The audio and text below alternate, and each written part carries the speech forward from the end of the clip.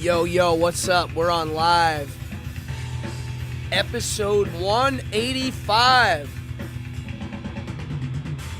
Let's do it.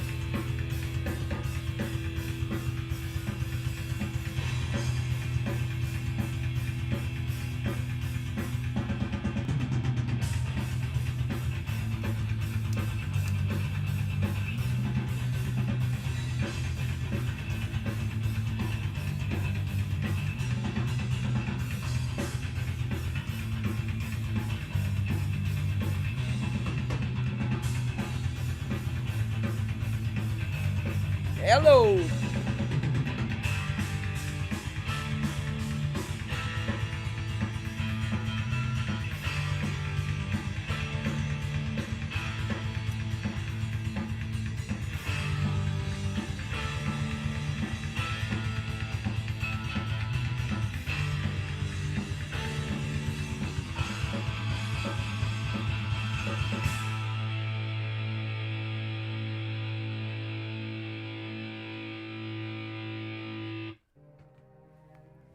Hello. Can you hear me? What's up? Monday. Come on in. I am present and I got lots of stuff to talk about. My voice is a little weak. So what I'm going to do is I'm going to talk like this. And you let me know if you can hear me. How does this sound? I had a busy weekend. I did 2 rock and roll shows in a row. Oh, my mom is in the house. And, yeah, my voice, a little weak. So, how are you guys? It's been a while. Thank you for coming on in. We got a good group in here. Dude. We've got John, Camillo, Melissa, Mark. So, if you're in here, just so you know, this is live. And I only like doing these when they're live.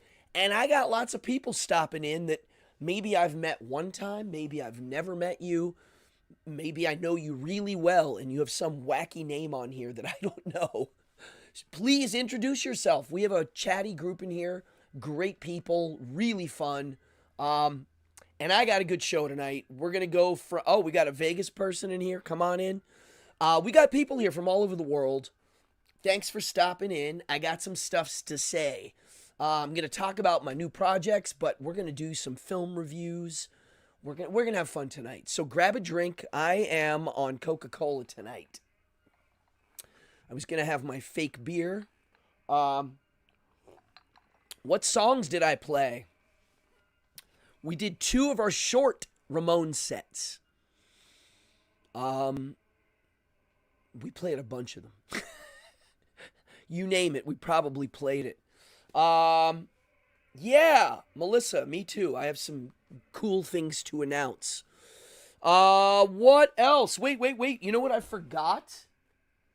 I forgot my notes. In the meantime, what's up, Fallon? Party on. In the meantime, I'm going to go grab my notes. I'm going to show you a picture. So I've had a very busy spring.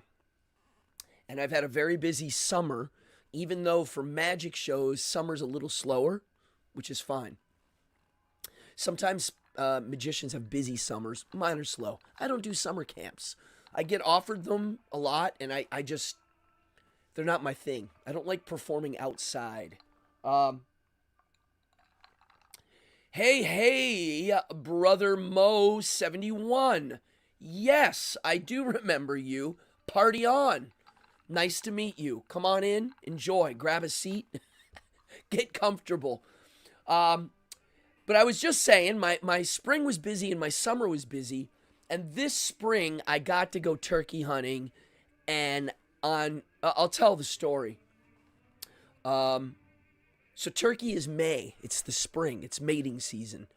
And so, you know, I try to go as many times as I can. I don't get one every year. Sometimes many years goes by. I don't get one.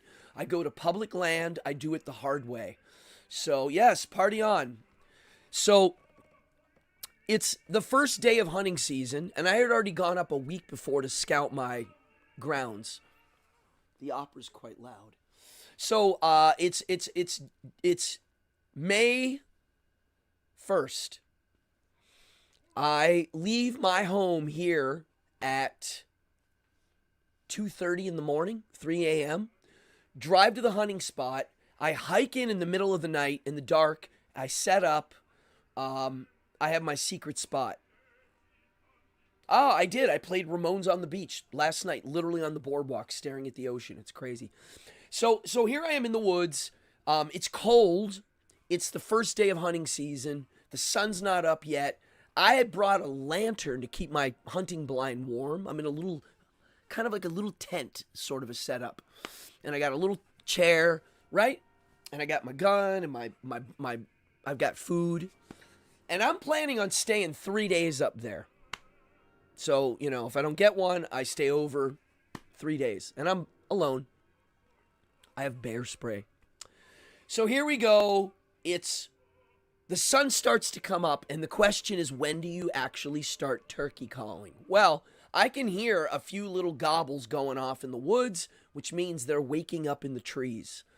So then the sun's a little up, and I said to myself, hey, if I was a turkey, would I jump down and start eating? Does it look safe?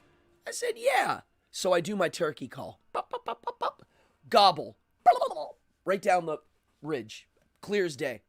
Call, call, call. Another gobble. He's close. Right away. It's not even 1 minute in to the turkey hunt. I put down the call and I wait. And I'm going to do the waiting game now. I'm not going to call anymore until I see him or he gobbles again. And even then I wouldn't call. It's a new way I'm hunting. I'm trying to not overcall. So I'm sitting there and I was going to record it. I was going to get the video camera and record it all. And within seconds, boom, there he is. And I'm not sure if it's a boy or a girl yet. You can't shoot the lady turkeys. They have babies. So the male turkey comes up and boom, I can see his beard. He has a little male beard. It's not a big one, which means he's not an old one. He's younger. And his spurs look small, which is how you know it's also a male. He gets right in front of my blind, 20 yards away. I put the bead on him. Kaboom! Within 5 minutes of turkey season, I got my first tag. And there he is. Yep. So, yeah. So I had to basically go straight home. Because I had to process him. So, you know, I still have some turkey in the fridge, or in the freezer. Glorious. Glorious, glorious. Now I got my notes. When I showed the picture, I ran and got my notes. Yeah, so my spring, every year, I try to get some surfing in, which I did a little bit. I've been slow on the surfing.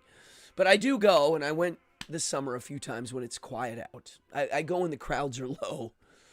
And I did get to go turkey hunting. I went back again a week later to get my second tag with a bow and arrow. And I went a few days and didn't get the second tag. So, no complaining. I got a bird. So, for those of you that like the outdoors, turkey hunting is glorious. Yeah, I don't know what to say. It's one of my favorite things to do. On that note, okay, sharks. I was going to actually talk about the sharks and how much nonsense it is. The more people talk about sharks, the funnier it gets. There are no more sharks than there normally are. It's a joke. It's the media, and I'm going to be honest, it actually makes me want to throttle people. The more people talk about sharks, the more drones are on the beach, flying around, protecting us for our safety. I don't like it. I can't take it. The sharks bite one person every 80 years out here. You have more of a chance of getting hurt by a broken bottle. It's bullshit. It's stupid. It's not real. It's fake news. Do you know, maybe 8-9 years ago, there was a summer that was shark attack summer. And it was on all the news. Shark, shark, shark. Well, there were less shark attacks that year. It just so happens that's what they decided to report upon. So all of this shark stuff, yes, we have them. Yes, they're out there. They're always there. The thing that's hilarious is when they see a shark, they call everybody in. The last time I went surfing, there was a shark sighting right before I went in. And they call everybody in, and, the surfers don't leave. But it's so stupid that the thought is, if you see it, it means it's ready to eat, which is hilarious, because if you could illuminate all of the turkeys, the sharks in the water, you'd see that they're there all the time, and they're under the water, and you just don't see them. And they're big ones, too. So it's nonsense. They're there. We had one person that was bit last summer, and, honestly, I wouldn't mind if someone got eaten like a Jaws movie style, because then there'd be less people here. It would scare everybody away. People that can't swim. We've had drownings already because people can't swim, go in the water, and they don't understand the rip, and they think the lifeguards are going to save them. Yeah, it's crazy. I was going to mention that. Have you noticed how many shark reportings there are? It's all the time. I've seen the lifeguards call more people in this year than ever, and it's because there's drones now. Just say no. Just say no to the cameras and the drones, folks. Yes, I have. I have not only been swimming with 6 feet of a shark, I've been bumped by them. You get hit in the leg. I've been out there where they call us in. I've been out there when there's someone fishing and they go, bro, there's one right there. And I'm like, all right, well, it hasn't eaten anybody. So, yeah, they don't bother me. I'm more nervous about getting run over by another surfer. Yeah. What's this say? Yeah, they don't hunt people. Yeah. And if they do, it's a mistake usually. The most shark attacks I hear are on that Florida beach, where there are little sharks, and they take little bites. They're bitey. But they don't kill people, I don't think. Yeah, it's a bunch of horse shit. So, what if I got to turn the opera down. I'm blasting Boito's Mephistopheles opera in the background. I don't know if you can hear it. Yes, exactly. A needle. Yeah, exactly. Yeah, I'm more nervous about litter than sharks. Really, you have no idea. I used to love. See, when you live at the beach, you get to go to the beach at night. That's the privilege. You get to hang out on the beach when nobody else does. Well, now they have drones flying around. Coming soon to a city near you. I'm going to do a little PSA warning. When I drive to Manhattan now from Queens, I pass an unlimited supply of speed cameras, red light cameras. Every bus lane now has a camera, and the buses have cameras. So if you're even near a bus lane and they pass you, you get a ticket. We also have noise cameras now. When you beep, you get a ticket in certain areas. And we also have the first congestion pricing, where they charge the people that live in their own city money to drive in their own city. And we have bridge tolls. And soon to have bridge speed cameras. And we have flock cameras. So when does it end? Does it? Does it get worse? When do we say no? Talk about it, folks. All the insurance companies are using drones. Everybody's has them now. So beware. It's going to be the end of it all if you don't push back. Kids, push back. Break the law. Sorry. So what else have I been doing? Yes. So let's, it's too much. I am not exaggerating, by the way. One of these days I'll keep track. I was going to write them down one day when I drove in. I was going to write down every time I saw one. It's literally every block almost. Yeah. Not good, folks. People don't understand what that means. It doesn't mean that you're doing something bad. What do you have to hide? It just means that if things go sour at the top, you're done. You're done in a way that's not even sort of funny. And which makes the Second Amendment more important now.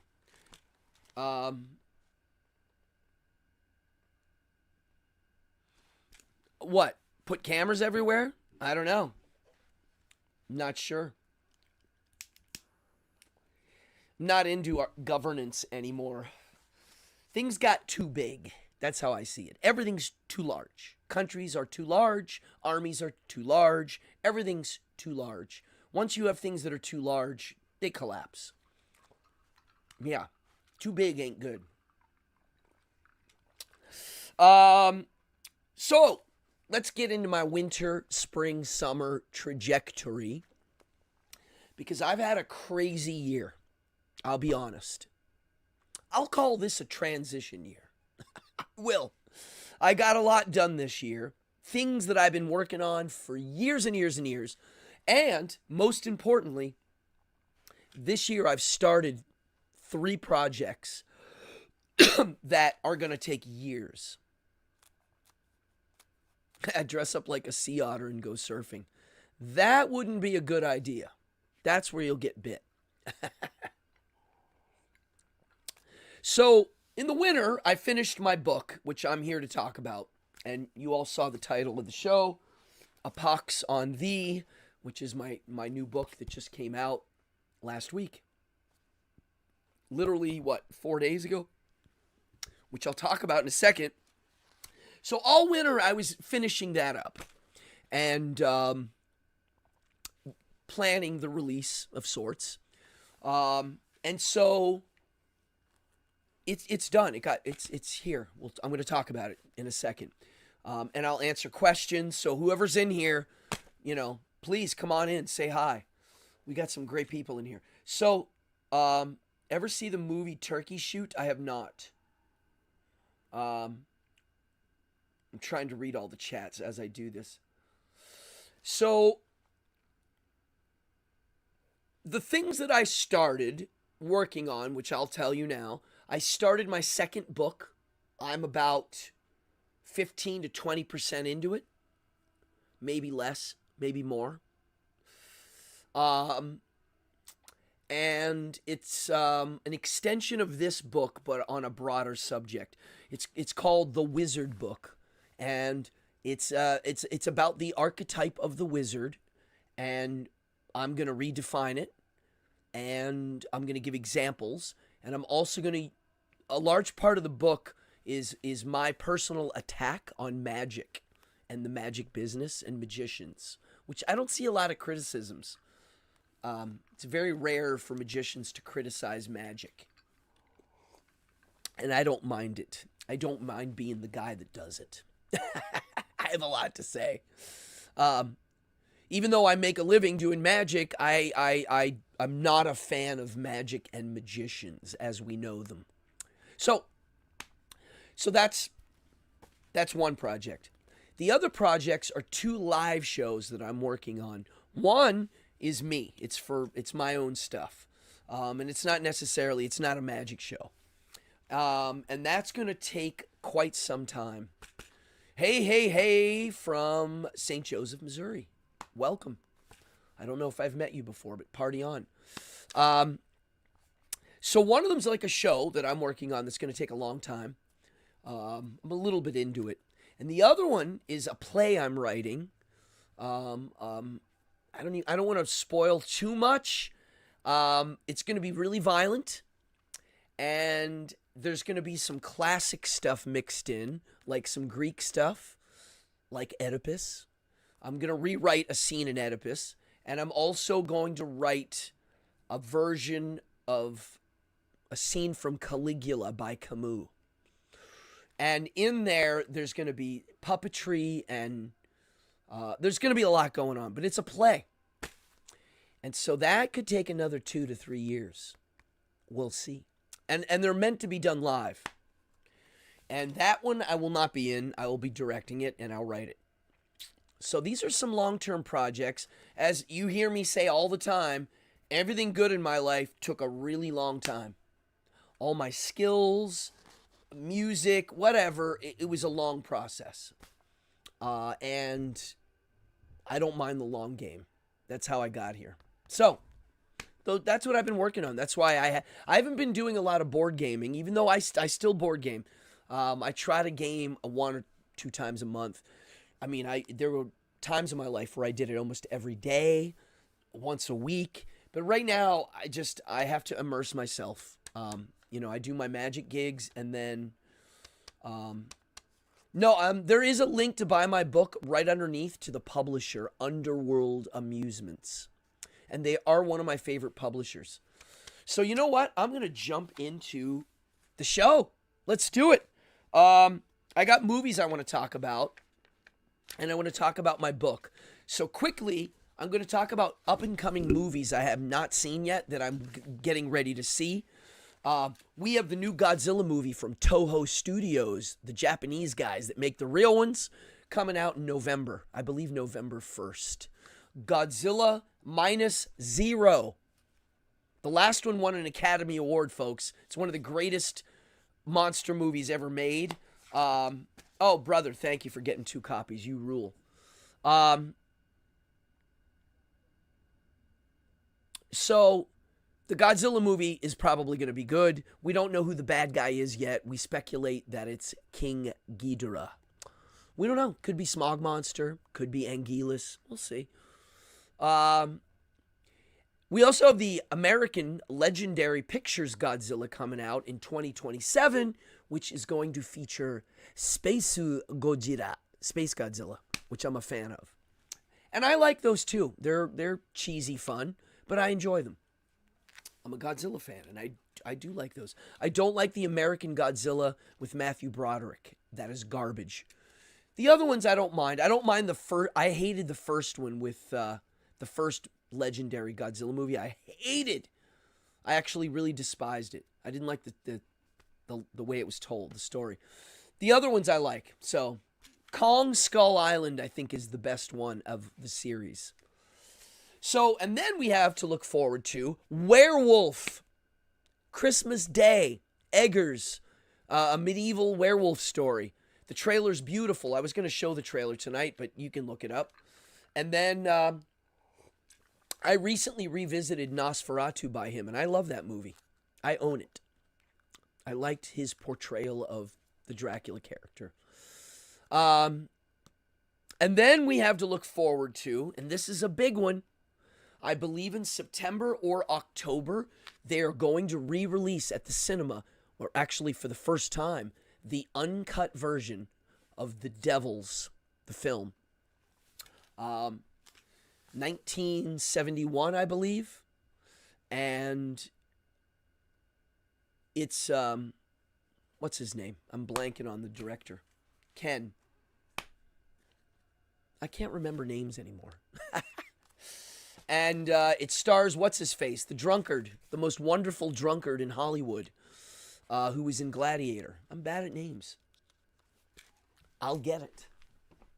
It's right here.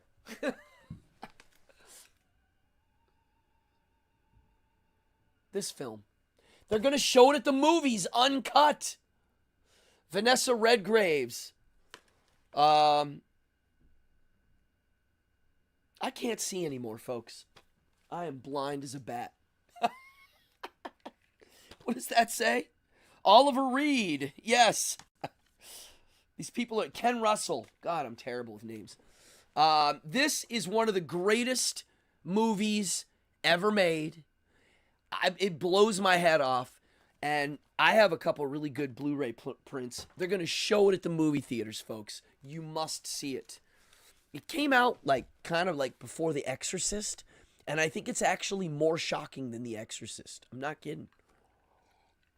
They're also going to show Chainsaw Massacre in the movie theaters, which I think this month they are. So I think they realize some of these old movies hold up to a modern audience. So, bravo. Before I get into some film reviews, let's talk about the book. That's why a lot of you are here. Yes, I wrote a book. It took a long time.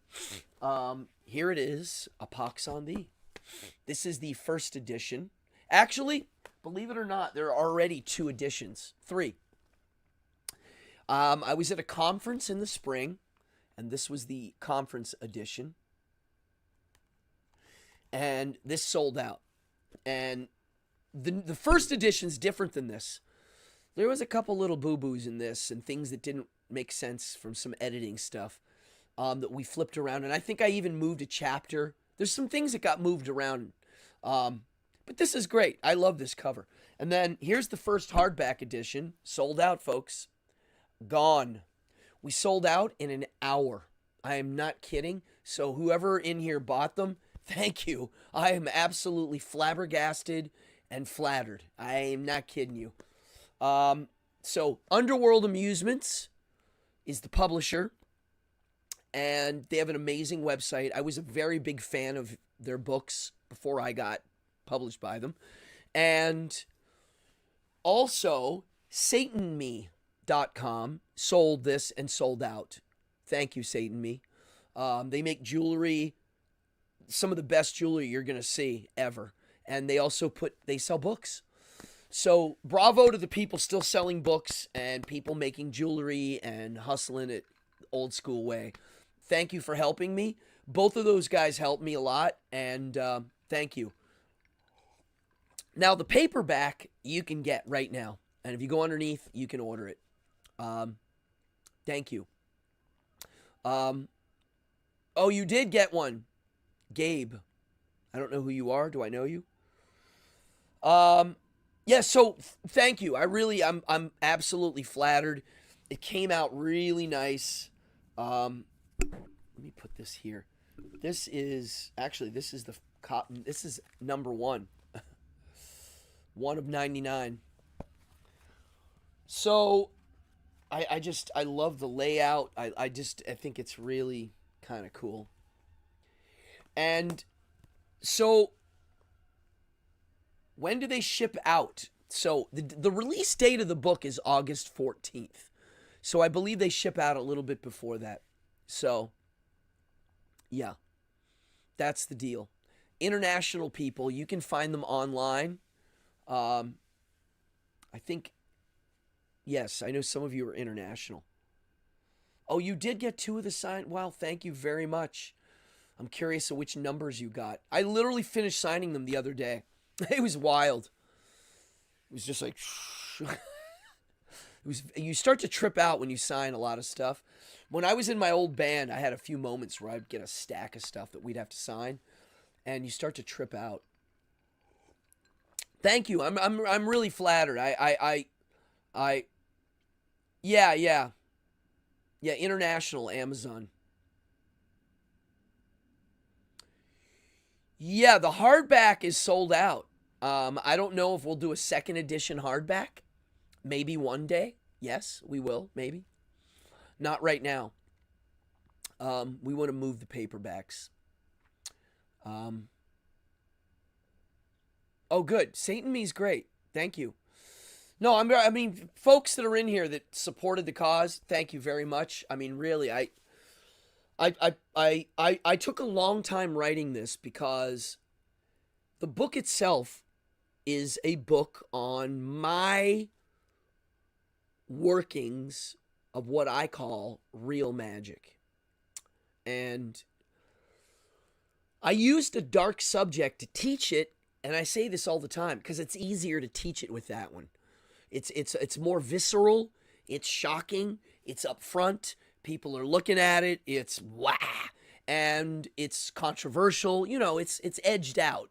And so for me, it's easier to kind of teach the emotional stuff involved in what I will call real magic. And so it took a long time. A lot of the book's rhyming. There's some iambic pentameter. There's meter. There's essays. And there's some through lines, too. If you have a careful eye, you'll see some interesting through lines. And I wanted the book to work as a whole.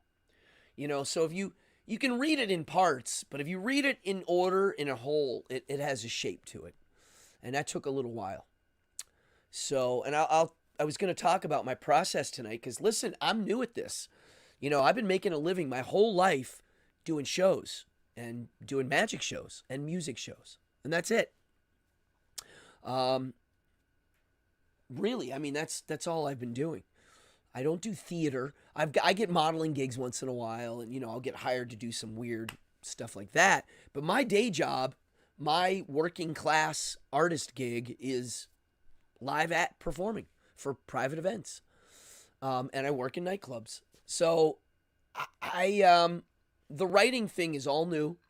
I started really honing in on it about 6 or 7 years ago.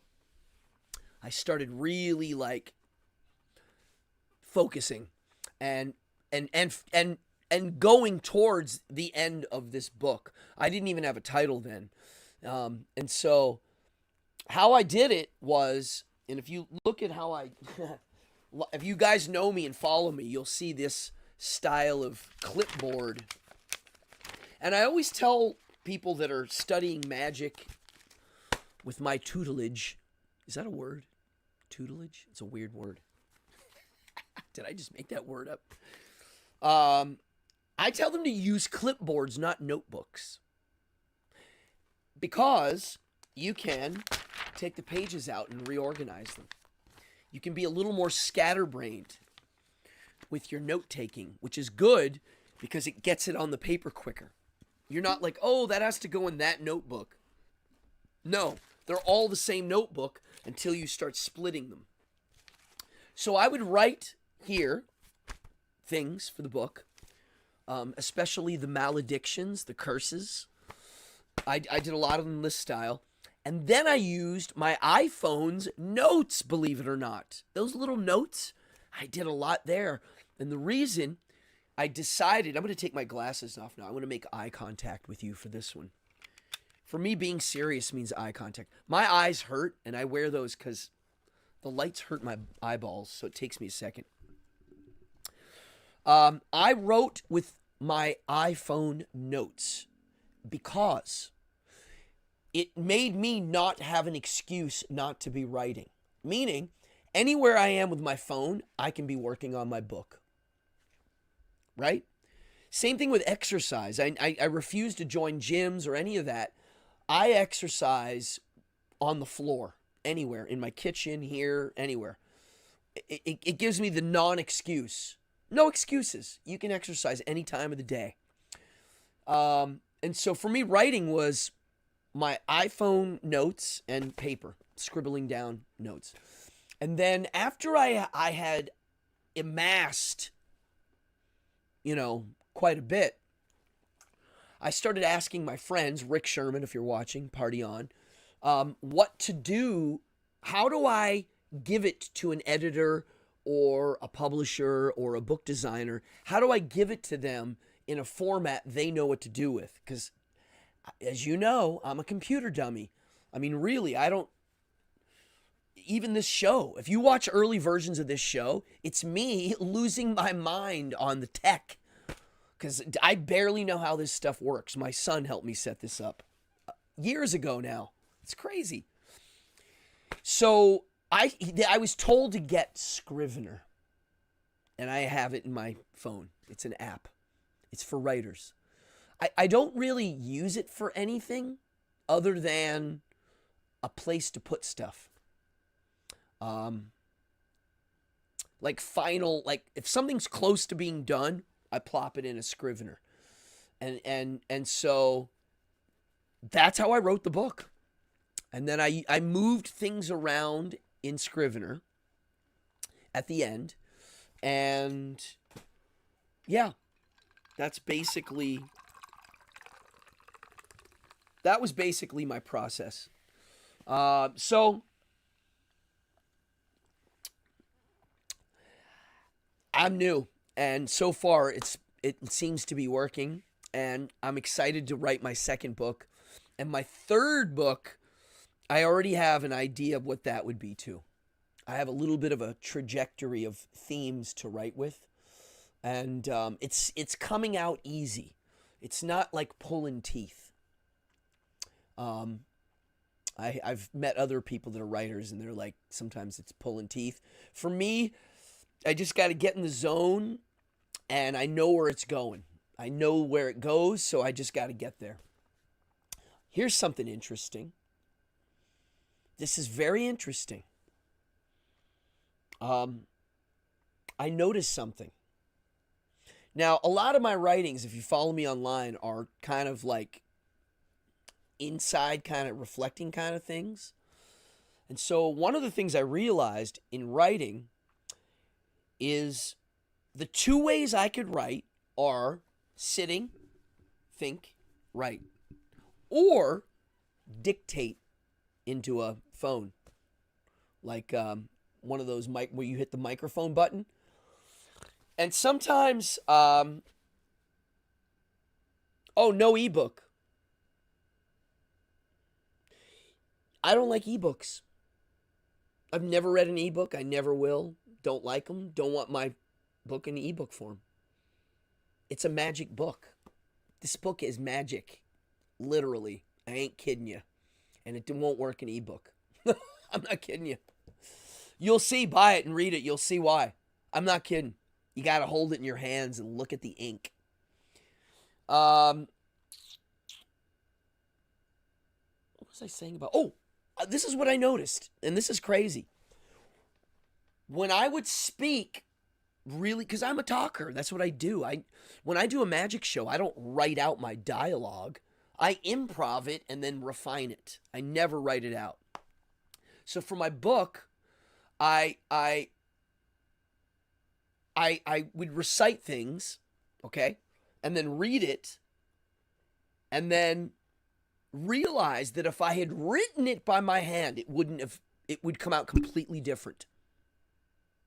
And then I realized, and this is where it gets crazy, it's literally two different parts of my brain talking, dependent upon which system I'm using.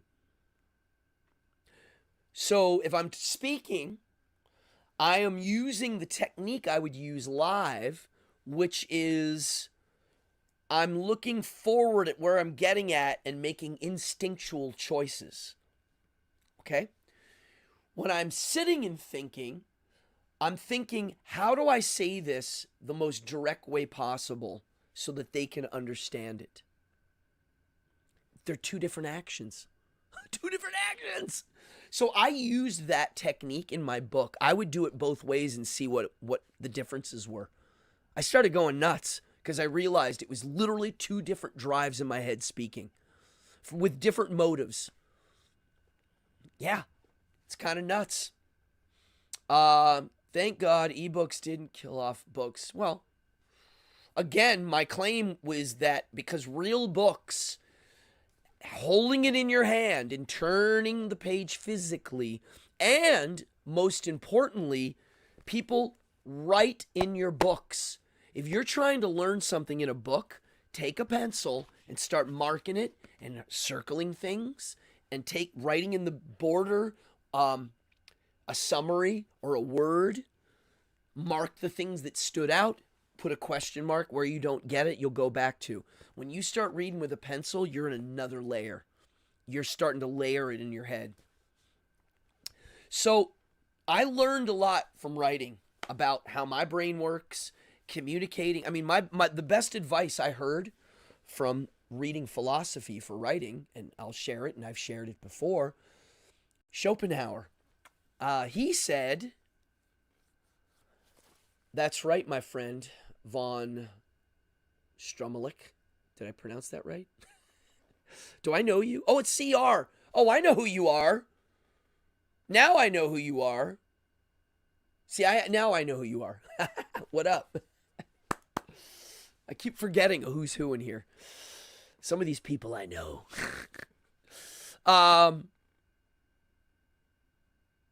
You got it, brother. See? I'm telling you, when I started reading with a pencil, it hooked me up. I upgraded. I got a new belt in karate. I'm not kidding. Here's the Schopenhauer quote. And again, this isn't a direct quote, but it's easier for the writer to take his thoughts and his ideas and to put it down on that paper than it is for it to leave the paper and go into the other person. So therefore, and this is my added part, the therefore part is, so that means when you're writing, you have to take into consideration the other person. Duh. Who the audience is and how they're going to pull it off. I can put it on, but how they pulling it off the paper. And so it made me, oh yes, I know you like him. It made me slow down a bit. It made me also, again, reedify the concept of stop being clever. Stop being clever. Why are you showing off that you're smart? You don't need to. Communicate the idea. If you need to use smarty pants words to describe it, then do that. That's not clever. But if you can get rid of words in something, you probably didn't need to put them in there. They probably were your clever part adding it in for ego's sake. And so for me, it's all about communicating. And so one of the things I had a hard time with in the book was tone. I wanted it to be formal. I wanted it to be informal. So, right? So we'll see. Read it and give me a feedback. I think I hit it on the head. Some of it's formal, some of it's informal. And I wanted it to sound, I wanted it to sound, oh, hey, what up, Robert? Party on. Hail and kill. I wanted it to sound natural, like I'm talking, like you can hear my voice in certain parts. And I also wanted it to get heightened. I wanted some heightened language in there too. And so my inspirations for writing this, a lot of it was like 70s kids books. There's like a certain vibe that in a lot of the books I had when I was a kid in the 70s, I tried to capture a little bit of that energy. Oh, thank you. So I wanted the book to exist as its own thing, on its own, as if it came from another land almost. And the person that wrote it's a fictional character, even though it's not that. It's actually the other way around. It's both. It's a lot of things. And so that's why the rhyming stuff fits in. And so there's a fantasy and a reality intertwined in it that it took a while to put together. And so, yes, the movie. Yeah, well, there's, I do quote a lot of books and I talk about movies in the book. A lot of movies, we are inspired by film. Film is our modern mythology. I would say film, okay, so TV isn't as much as our common mythology as much because there's too many shows and too many channels and too many niches. You got the anime people and the horror film people and the Western people, and everybody's broken off. Whereas when I was a kid, we all watched the same TV shows, and not only did we watch our own shows, we watched our parents' shows and our grandparents' shows. So when we went to lunch in school, we all talked about the same movies. That was our common mythology. Abbott and Costello, Three Stooges, Little Rascals, Bugs Bunny. Bugs Bunny's not my generation. That's old. But it was common. We all knew. So now I would say film has replaced it a bit because there's not as many films as like TV channel stuff, right? So Marvel, unfortunately, Perry Hodder, and all of that stuff. That's our new Star Wars, Star Trek. Boom! The wise guy in here. Monoculture. Sean Auberg. Party on, my friend. Sean, you were an inspiration for me to publish this book. Yes. Yes. He's a working class artist that hustles. And he's writing a book right now. He's doing an RPG. And there's a link to Dungeon Degenerates underneath his game. He makes the world's greatest board game. Soon to be the world's greatest role-playing game. I'm giving you a plug here because I like you. Yeah, you're right. The monoculture. So yeah, like the new mythologies, I would say, are film. So let's talk about movies. Also, if you guys have questions about my book, please, you can ask me. Oh,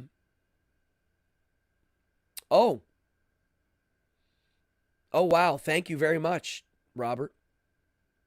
I mean, yeah, I mean, I was telling somebody the other day, oh my God, the Waltons, that was my lunchbox. I wanted the Kiss lunchbox and I had the Waltons lunchbox. And I wanted the All in the Family lunchbox. Yeah. Oh, thank you very much, Sean. I always tell people the biggest compliment I could ever get, and I really, really, really, really mean this, is if somebody says to me, dude, you opened my head up to something that I've now obsessed with, like whether it be a book or a band or a subject. That's all. I mean, because that's what makes me happy. You know, when I have a friend and they go, yo, check this out. And I go, wow. And then I'm off to the races, right? So if I've my book, I even say it in here. I don't want people to, I want people to write their own maledictions, you know? And so I'm happy.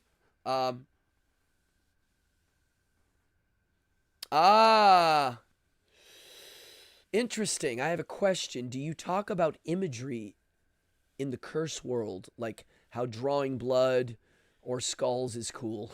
Okay. That's a hard to answer question because there's lots of edges to that. But I would say whenever somebody is doing some sort of ritual, whether it be like, you know, a ritual, like a magic ritual, like witchcraft ritual, or they're getting ready for a sporting event and they want to have good luck. Some people pray to gods. Some people do rituals. This is all talked about in the book from the dark end, but we'll talk from all ends now.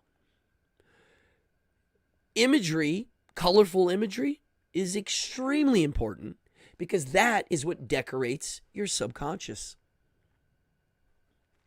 Yeah. So it's for you. It's up to you to decide, not me. It's all on you. What stimulates you, not me. This is why copying things is good to get your bones moving, but ultimately you need to find your own things that give you a catharsis. I can't show you. Some of my stuff might give you a catharsis. I mentioned that in the book. There you go. Thank you, John. Yeah, the creator's in the chat room, which is amazing. Right?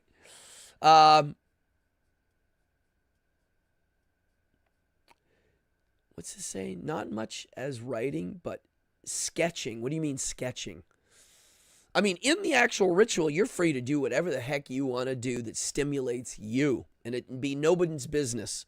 And so when the ritual's over, if you did a good job, you should have entertained yourself and stimulated yourself enough that it stays with you. Self-theater, psychodrama. That's stuff. I was messing around with self-theater and psychodrama when I was a tiny little kid. For me, one of the first psychodramas I was able to kind of embrace and understand and experiment with, Bloody Mary. Remember Bloody Mary in the dark, in the mirror, in the bathroom, at your friend's house, on a sleepover? I mean, I was obsessed with that kind of stuff. Hey, Mr. Dunn, what's up?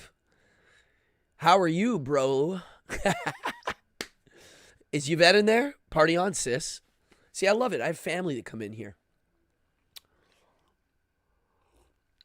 So at any rate, yeah, I mean, fire questions, because I'm going to start my movie reviews. I saw a bunch of movies this spring, and I want to talk about them. Some of you saw them. I won't do any spoilers, but I'll tell you if I liked them or not. And, yeah, let's see here. Let's do a couple chats, and then I'll start. I like to draw. All right, here's Camille. He likes drawing the demise of his enemies. Okay. Yeah. Well, there you go. That's what I'm saying. Don't keep saying Bloody Mary. Yeah, no, right, though. Drawing is great. Yeah. Making sigils, like making your own symbol for certain things. Writing poetry. For me, writing poetry is the real one. I mean, that's how I get it out. But honestly, drawing is the same. We got you on the big screen. Oh, wow. So, what else was I going to say? Okay, let's do films. Let's do films. And then at the end, I'll answer questions. So, I got to see a bunch of movies. You know what? I'm going to start with Masters of the Universe, Motu. I saw it opening night. I went to get the Power Sword drink. They had a drink that was the sword. You couldn't get it. They sold out the day before the opening of the movie. Sounds fancy to curse with a poem. Exactly. It is fancy. I agree. And so I went to see, I call it Motu. Why? Because I'm a fan. We call it Motu, Masters of the Universe. I have the old toys.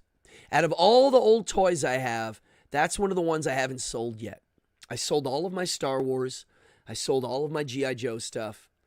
I didn't have that much. He-Man I have quite a bit, and I have some new He-Man stuff. So I do like the character.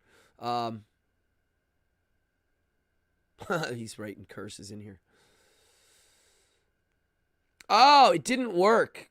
All right, hold on. I have to pause this to talk about this. He said he was disappointed that the Bloody Mary didn't work. Well, okay. So when I was a kid, I was also disappointed it didn't work. And then I did it over and over and over again with sensory deprivation until it did work. Yeah. And that's where I should do a whole show on this kind of stuff. The kind of stuff I would do when I was a kid to force myself to hallucinate. Yeah. This was my early occult person started. Before I realized it, I was doing that stuff when I was really little. I was doing taboo things like that. Yeah, I was disappointed too. But then I realized I think I could make it work. Hey, what's going on? So, I really liked the He-Man movie. I thought it was funny. I thought the special effects were great. And I'm not a fan of computer animated crap. But to me, it worked. I liked the guy that played He-Man. I even liked Jared Leto, dare I say his name, as Skeletor. I thought he was funny. And it's really weird that they downplayed that he was in the movie because I think they knew he was about to get re-canceled. Why would you hire him if you are, worried? It's weird. But I'll be honest. I liked the movie so much, I saw it twice. I saw it 2 times at the movie theater. So, for kids, I would say it's actually, I was shocked at how violent it was. Meaning, they didn't market it to kids, which is kind of why it didn't make money. I mean, it's not, that character is not a video game. So, it's already had a uphill battle. But I heard they're going to make a sequel. Hey, Mr. Pike. How are you? Well, you're here. So I did like Motu, Masters of the Universe. I hope they make another one. I think they'll probably recast Jared Leto. But he was good. Basically, I think they were successful. They took something that's easily messed up and didn't mess it up. And so bravo. I think they're going to make more. I kind of want them to do a live-action TV show. They're definitely going to do a She-Ra thing eventually. They're working on it. So then I saw Evil Dead Burn. And before I tell you about it, I hear the po-po. Can you hear that?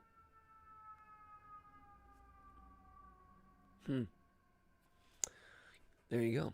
Sometimes you'll hear helicopters here. Does anybody live in a neighborhood where they have to chase people with helicopters? Where they come really low? Is that just in big cities that they do that? But here, they come down really low when they're looking for fugitives.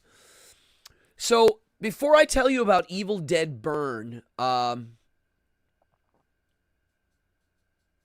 Oh, thank you, Camille. Okay, so here's my thoughts. First of all, Evil Dead Rise, the one that was the last one, I was extremely disappointed. And to anybody that liked the movie, I can prove to you really quickly of an objective reason why the movie's kind of weak. And that is this. If you took out the scene where they find the Book of the Dead and put a Ouija board, it would have made no difference in the movie. It wasn't an Evil Dead movie. It was like, and it was like,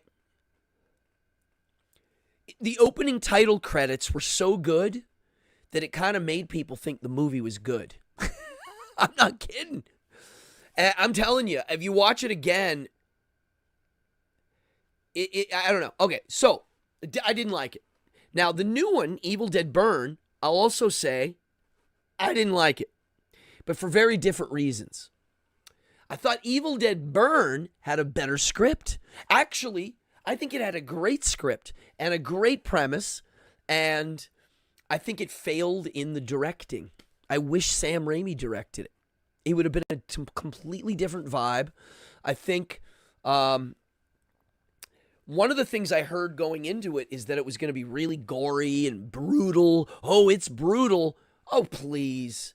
It's about 1/100th as brutal as Terrifier 2 or 3. Really. Those scenes, and they look computer. They didn't look practical. They looked like practical heightened with computer, which I don't like. The blood looks fake. I didn't like... None of the characters were likable. They got you to like one of the unlikable characters later, but nobody was like, wow, that guy's likable. Nobody. And I get the point of the film. I liked some of the themes. I thought it had actual Evil Dead stuff in it. But as a movie, not for me. I'll never watch it again. As I was watching it, I was like, I'll never need to see this again. I thought it was weak. Yeah, I'm not looking forward to any of them anymore. I think the TV show was really good. And kind of what I can't believe they didn't turn that into a new movie series. I mean, really, that had likable characters. And it was funny. And the gore on the TV show is crazier than that new Evil Dead movie. Yes, way more. So they can stuff it. I've had it. They're just making money now. Sam Raimi's going to do a Stephen King story, I think. Forgettable. Just like that Frankenstein movie. Forgettable. No one's going to talk about that movie. 10 years from now, no one's going to talk about it. I didn't hate it, but I'm just saying it's forgettable. There's nothing in it to give it that lasting punch. I did too. I loved the show. I thought it was really, really, really good. It had a great tone. It was exciting. They used all the stuff from the movies. The special effects were really kind of over the top and good. I don't know. I liked it. But the movie, they're trying to be tough and cool now. Like the last one, they tried to make it, dare I say, hip. You know, the tattoo artist mom. I was like, It's just, I don't know. Yeah, no, you're right. You would have been sleeping. I thought it was going to be more violent than it was because they kept telling me, oh my God, it's really violent. No, it wasn't. No, it wasn't. I mean, now, did you guys like the Evil Dead reboot? So when I saw the Evil Dead reboot, the one that came out before Evil Dead Rise, I didn't mind that one. I actually own that one on Blu-ray. Yeah, that's the one. Someone's asking me now, 2013. I liked it. I did. I didn't hate it. It was an Evil Dead remake that was very different. And I think it had, I thought the end's payoff was worth it. The grand finale of that one. The new one, the grand finale of the new one was a bunch of computer animated garbage, okay? Really, I can't believe people like that one. I really am. I don't know. Now, let's get to the Odyssey, shall we? Anybody see it? I saw that one opening night. And I'm going to tell you right now, I did like it quite a bit. I really did. I thought the movie was kind of a home run, and I'm excited to see it again. The book was weak. Oh yeah. I don't even remember the book in the movie. Now the Odyssey, okay, so as a film, my criticisms, I'll give it the criticisms. But I'm telling you now, I did like it. I mean, really, I had a feeling watching it the whole time that everything meant something. And when I'm watching a movie and I feel that everything's meaning something and that the director really did take his time to make the choices, same thing with writing in a book. When I feel like something's arbitrary, I'm out. I stop reading. In a movie, I'm the same way. And also, now that you know that he filmed it with in camera, most of the special effects are live, you know? I don't know. Wait, hold on. Let's see. Oh, wow. They rejected The Evil Dead. It was crappy. 8 million. Oh, wow. Is it positive if I curse the person more than once? Now you got to read my book. That's in my book.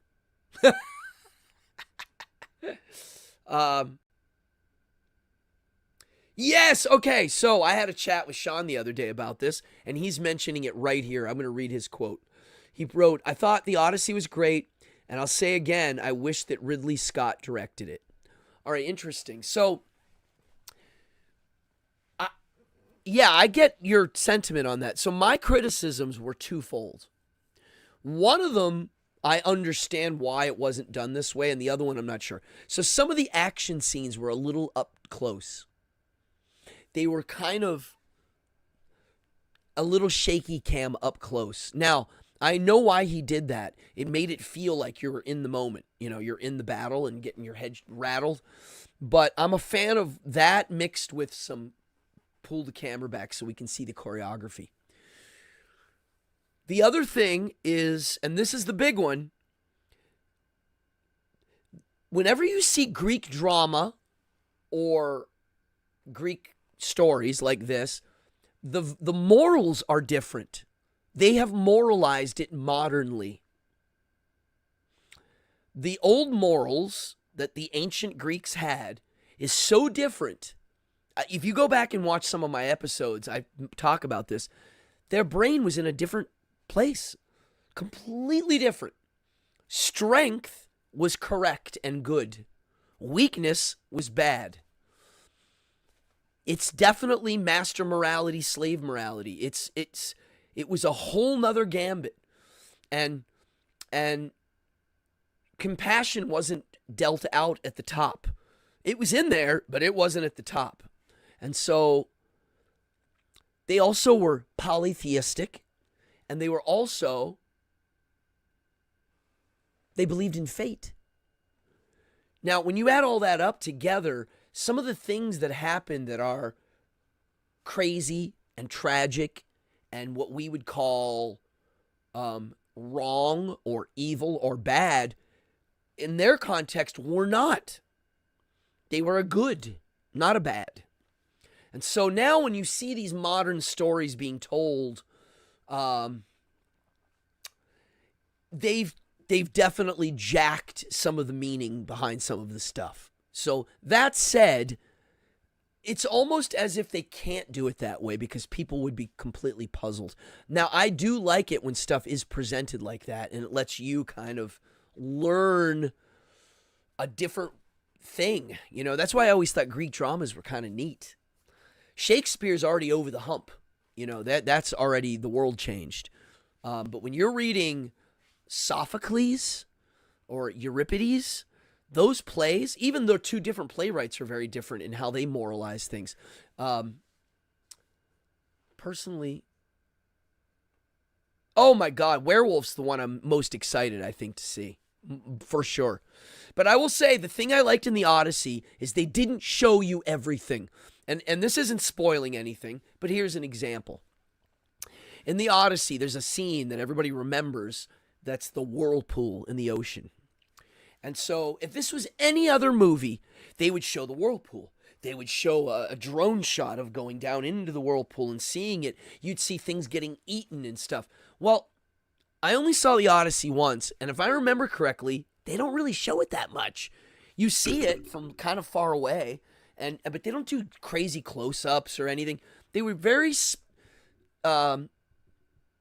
they used it very sparingly of how they would show things. You got glimpses and motions. Same with the Cyclops. They used puppets and an actor, and they just filmed it well with old school camera techniques. And when you do it that way, you can't show everything.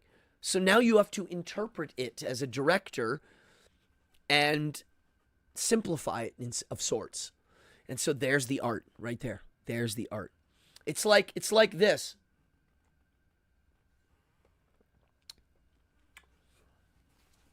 Yeah. I mean, that's the difference. And so you're watching this giant budgeted film where when you see a mountain and waves, they took the camera up there to film it.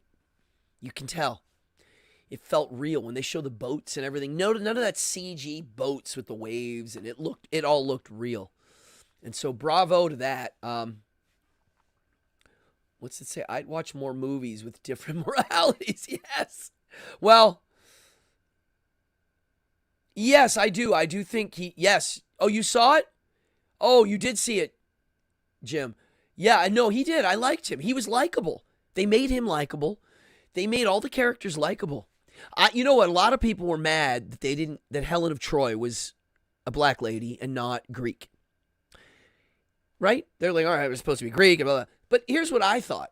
I actually thought it made more sense that she was dark-skinned black lady because in the story, that character's supposed to be the most beautiful person in the world. And it's enough to start a war. And so we all know there's no such thing as that. That's kind of ludicrous, right? But, so they cast this black lady who's pretty. She is pretty. But it makes sense that she looks different than everybody, and that's why they made her really special. They're like, wow, she's unique. And there's a little thing that the director added, which I think is awesome, is Helen of Troy, and this isn't spoiling anything, but she's this, pretty black lady, but her face had a scar. Why? Because she was in the war.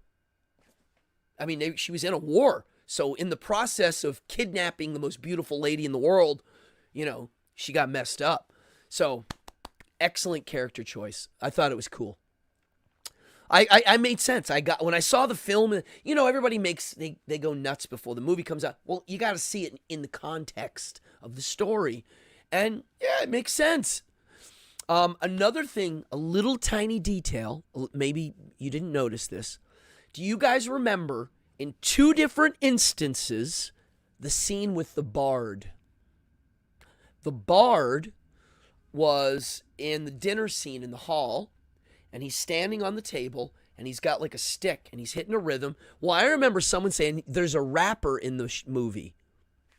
And I was like, what? There's a rapper? Well, yeah, but it's real.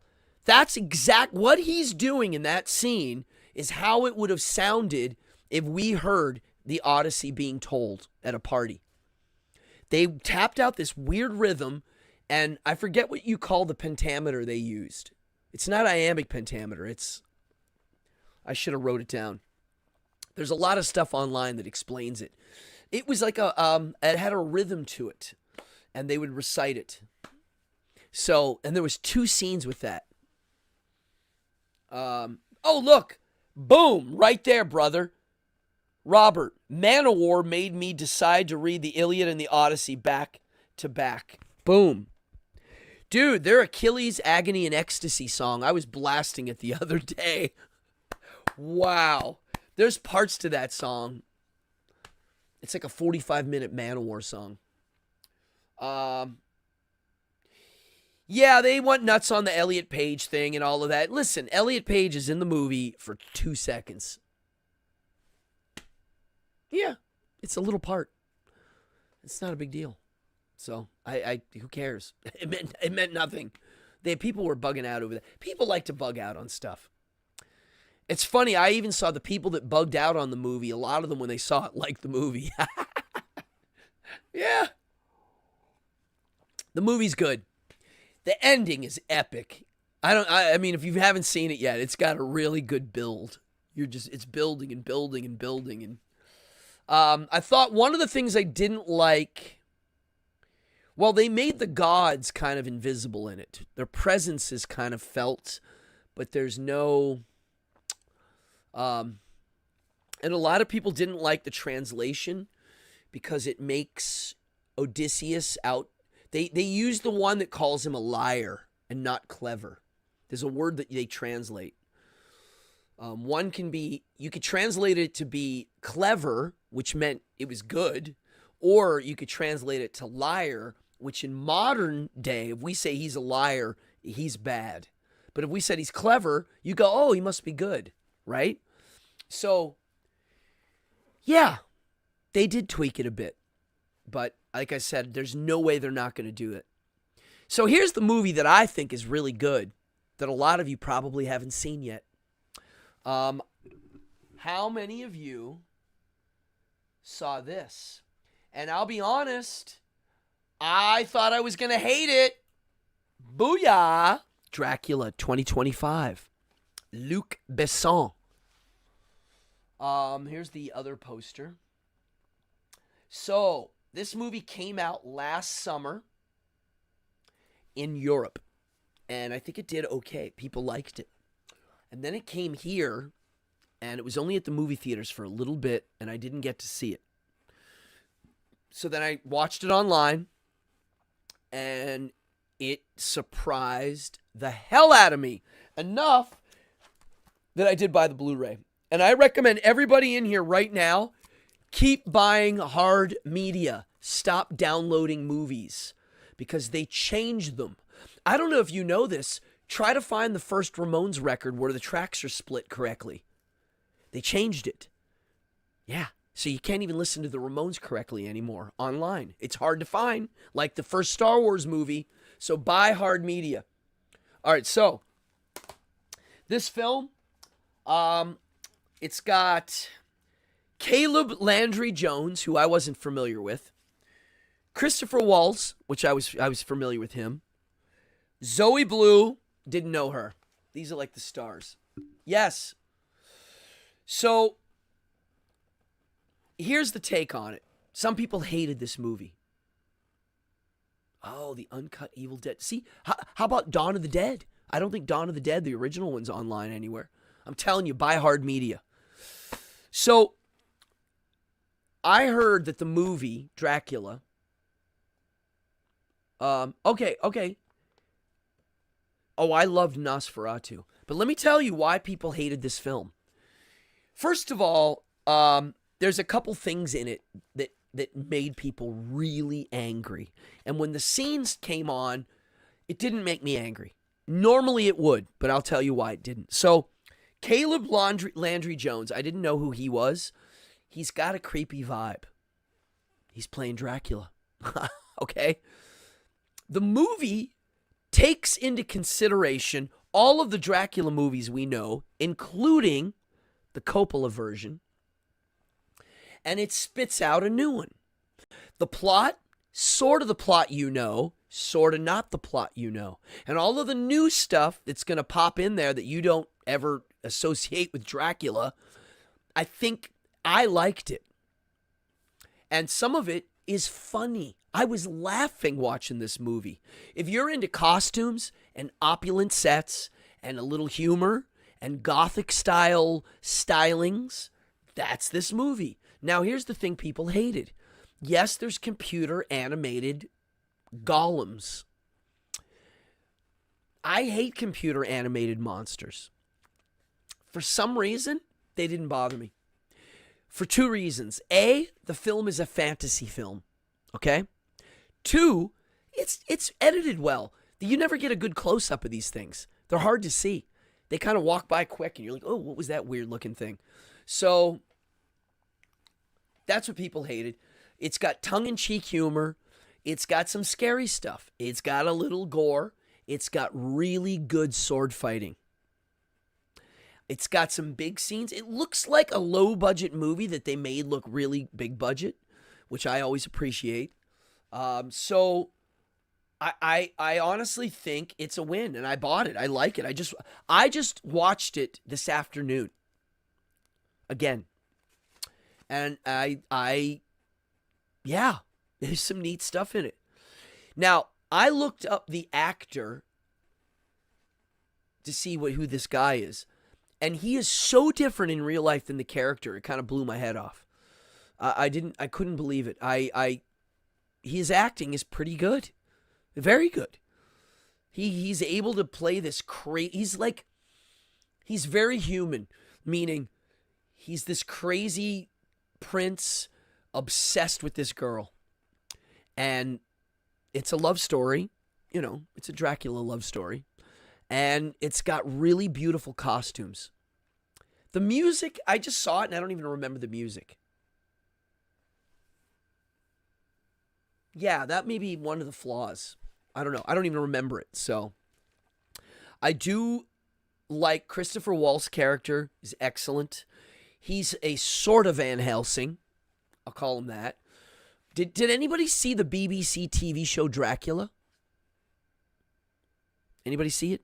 3 seasons. I did enjoy that. This also has that feeling of a season 1. So. Yes. Yes, Mr. Hammer Goat Rex. He's mentioning the animation in the Wolfman film. I really liked that Wolfman movie, especially the longer version that has Max von Sydow in it. He's in the longer version. They cut his scene. How can you cut him? It was just a vanity scene, but whatever. I thought that movie was pretty cool. It didn't do well. The scene with him in England running around.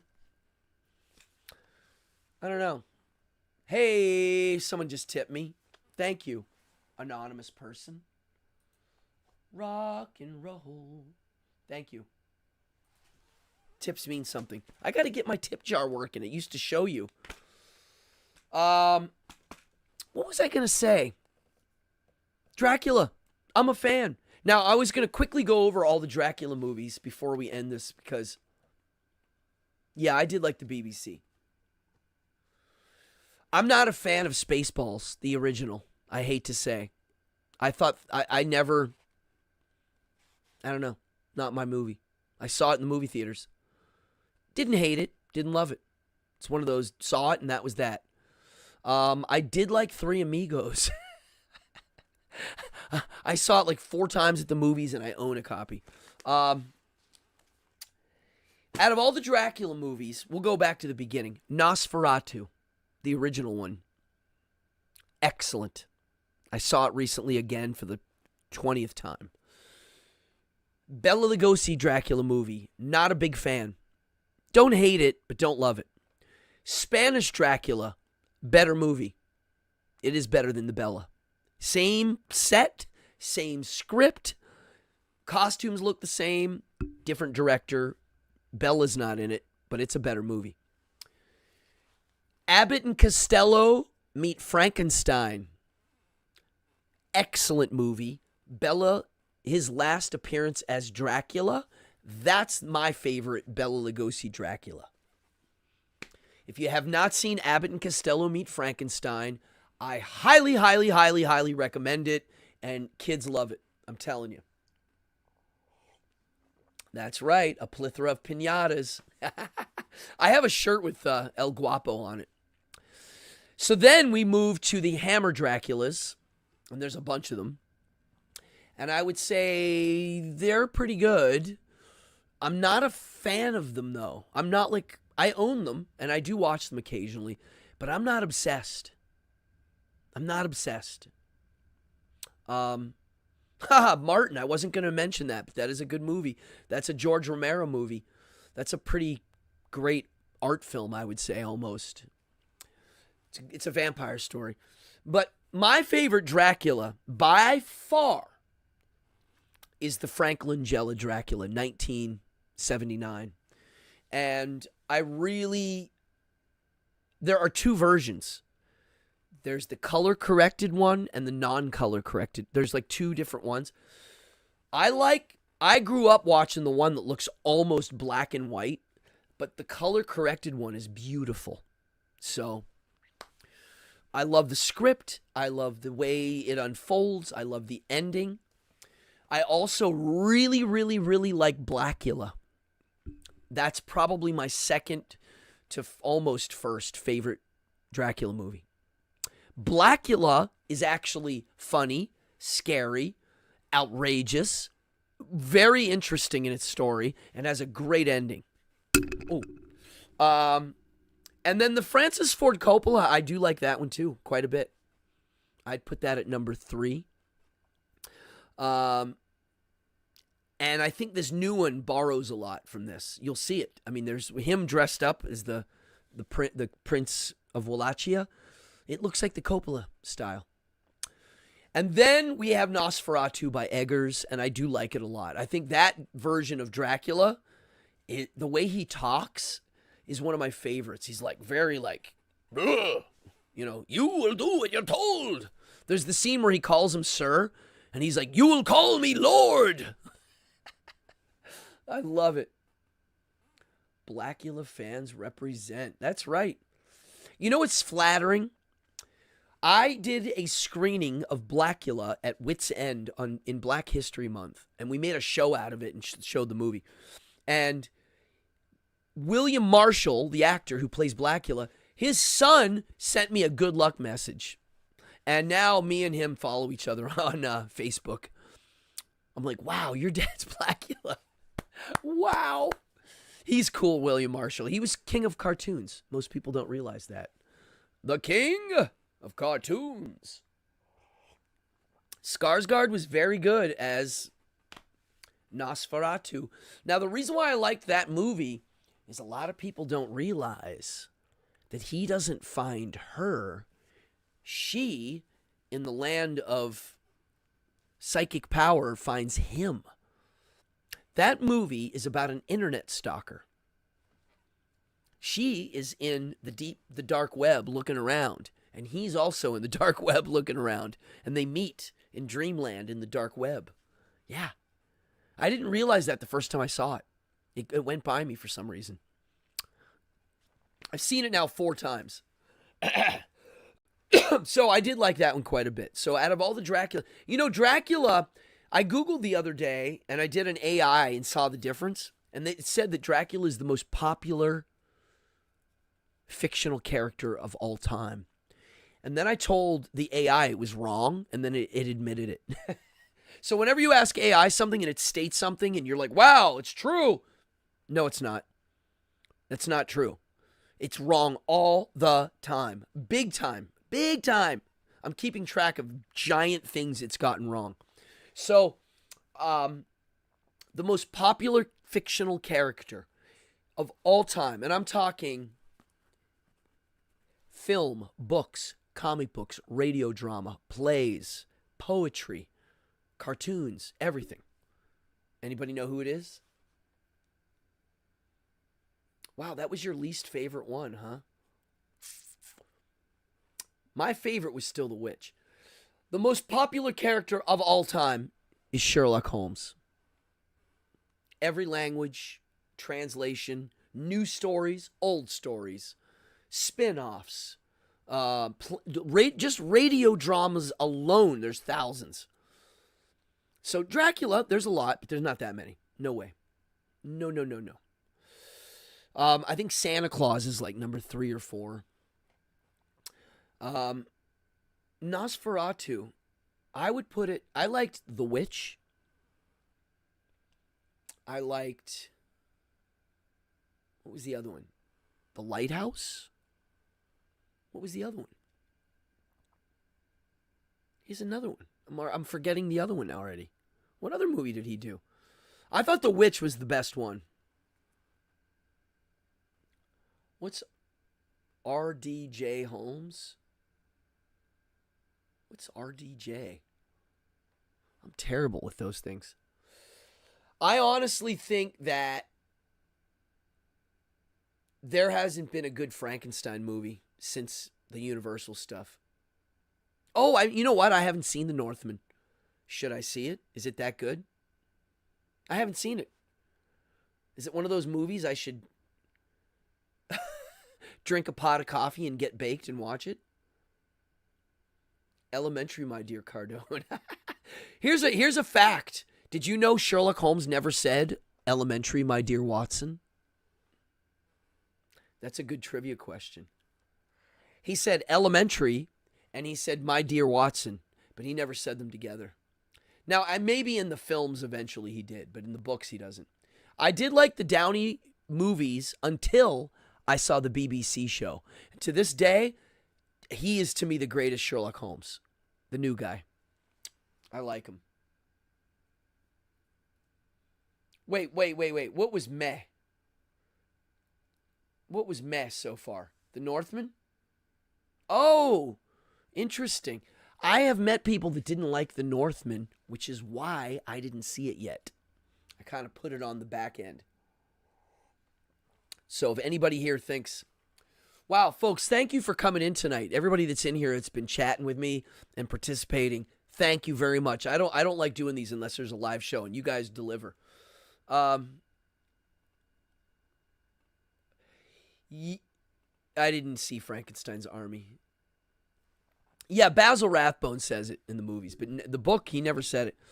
That new Frankenstein movie for me was fine, but it's forgettable.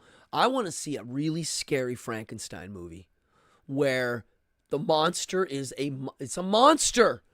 It's a monstrous thing. When you see it, you're like, oh my, like, it's like the Phantom of the Opera. If the Phantom of the Opera takes his mask off and he's a little scar, no, he has to be so ugly you can't even look at him. Like, oh, you want to puke, you know? Well, okay, so I got some good news, Hammer Goat Rex. Right now, they're making Dunwich Horror. It's 2 movies. And it's the guy that did Color of Outer Space and the original director of Dr. Moreau, the guy that got fired, who got canceled, and then they proved that his cancellation was unwarranted. He got canceled.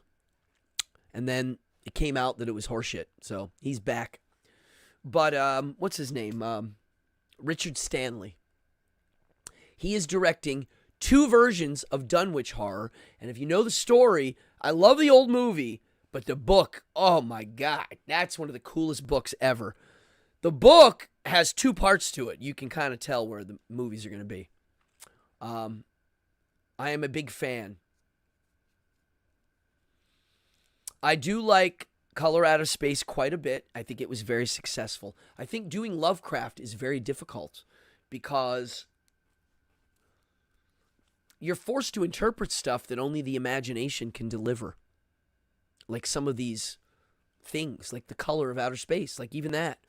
So the interpretation of it, I think, worked. Yeah. I don't think people realize how influential Lovecraft is. Hold on, I'm fixing my... Lovecraft invented a lot of the new tropes that we have in our horror stories. You know, the meteor crashing in the farmland. You know, that kind of stuff. But I think the Dunwich Horror we're due for. My favorite Lovecraft story is In Shadow of Innsmouth. And they did make the movie Dagon, which is also the Innsmouth story, but I don't think it worked. It almost worked. So I would like to see Innsmouth. I'd like to see Dunwich Horror. And they're doing a new Reanimator. Again, just re-release the original. Save the money. Make some money. Make money off the old stuff. Did anybody see Phantom of the Opera? The musical film? To me, it was almost good, except the Phantom wasn't ugly. The Phantom sucked. Patrick Wilson, my pal's Raoul, excellent. He's really good as Raoul. And I remember the Christine was pretty good too. But the Phantom, I just remember when he took his mask off, I was like, really? My God, it looks like he was just punched or something. It was nothing. I remember seeing the Robert Englund Phantom and being disappointed, but I will revisit it. And also, they're remaking Nightmare on Elm Street again. I have not seen the Penny Dreadful film or the TV show. I haven't seen it. I can't see everything. I mean, there's too much. So there are certain things I kind of, unless someone's like, bro, check it out. You know, I don't. Star Wars, I've checked out of. Marvel movies, basically done. All the new Superman stuff, done. I just don't have time. The only pop culture movies I'll go see are like the new Godzilla movies. I'll go see those. He-Man I saw. You know, I'll see some. But I just, a lot of the IPs I just avoid. Life's short. You can't see it all. And I'd rather have more time to see the stuff I really like, you know? I'm still waiting for Terrifier 4. They're getting ready to film it. He had some legal issues and whatnot, but it seems to be working out. Disney ruined everything. They own, you know how we have big tech and big pharma, and we have the military industrial complex? Well, we also have big myth. And all of our modern myths are now owned by Disney. All of them. I think they even own the Wizard of Oz now. They own the Muppets. They own the Peanuts. They own the Disney characters. They're just buying them all up. They own the DC characters, and they own, I mean, really, it's not good. Not good. They are leveling it all to the same. Notice the new Batman movie. If you watch the new Batman movies, the Pattinson one, notice they've remoralized Batman. They have. They flipped it. They secretly went in and said, Batman's no longer this, he's this. And they flipped it. So, you know, this is what we're getting. Listen, you don't have to watch any of that crap. You can do what I do and look elsewhere. Right? I mean, there's endless old movies. If they stopped making movies right now, you would have enough to watch for the rest of your natural born life. So, I don't know if you saw, I did an episode where I mentioned Werewolf by Night. That is my only Marvel movie I really like, and I own it. It's hard to find the Blu-ray, but I got a copy.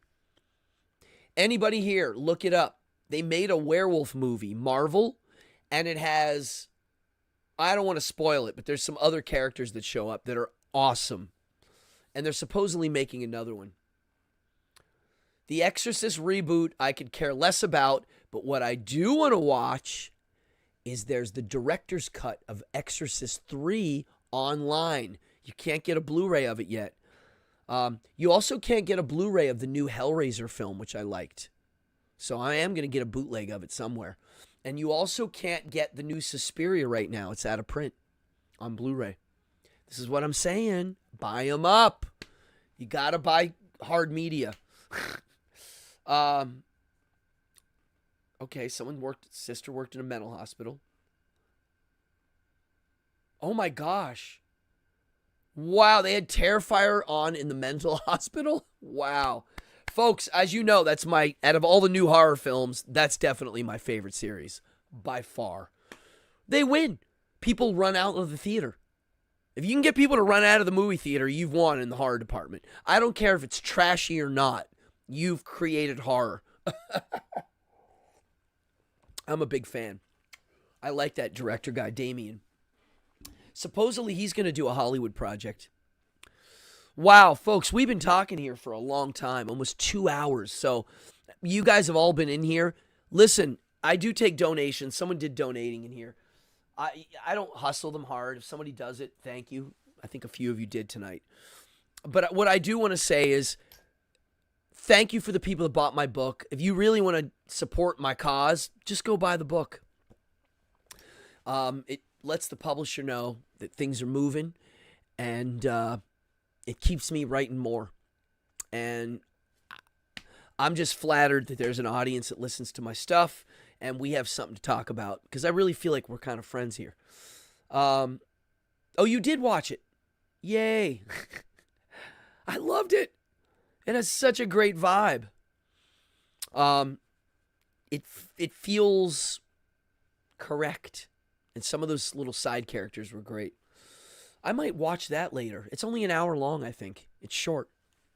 But folks, I don't know what I'm going to do the next one. Maybe in another 3-4 weeks. So the rest of this month for me, August is traditionally one of the slower months for performers. A lot of people take vacations. I am now looking for places to show up and do a talk on my book and sell them and sign them.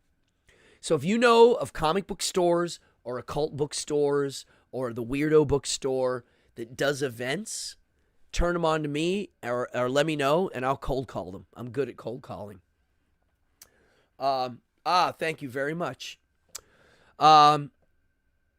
So that's what I've been doing. And this month, I've been going fishing already. It's bass fishing season for me and trout fishing. I'm going to go do that a bunch this month. I'm going to go in the woods. So if you follow my Instagram, you'll see me posting woods stuff. I like going off in the woods and finding swampy ponds and catching catfish and killing them and eating them. I do. And so I'm going to go do that, I think, next week.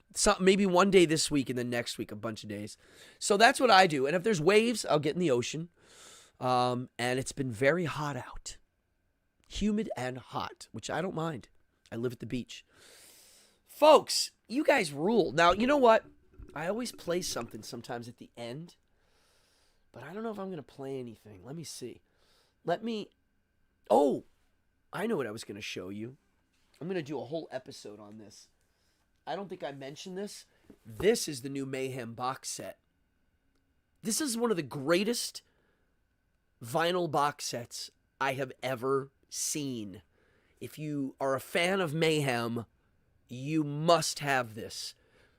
For one reason alone, there's a record in here, but then there's a 7-inch with one song that's nowhere online. You can't hear it anywhere unless you own this. And I think all of the people that own it aren't willing to upload it. And it's great. I'm shocked they put it as a special kind of hidden thing. So thank you to Mayhem. All right, folks, I'm going to take us out with the Devil's trailer. I think this is it. Yeah, this is going to be at the movies. Watch this. I'm Cardone. I really thank everybody for dropping in here tonight. I was trying to read this as much as I can.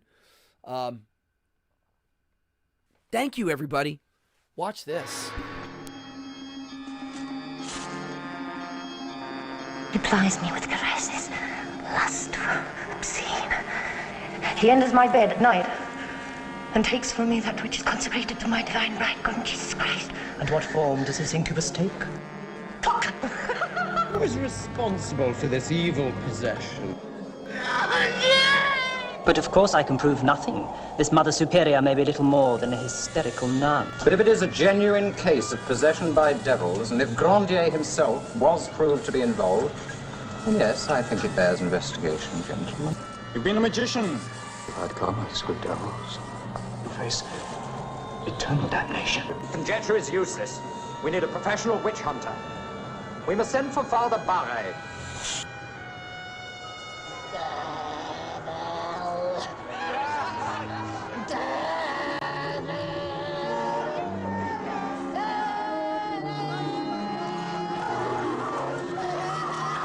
Hell will hold no surprises for you.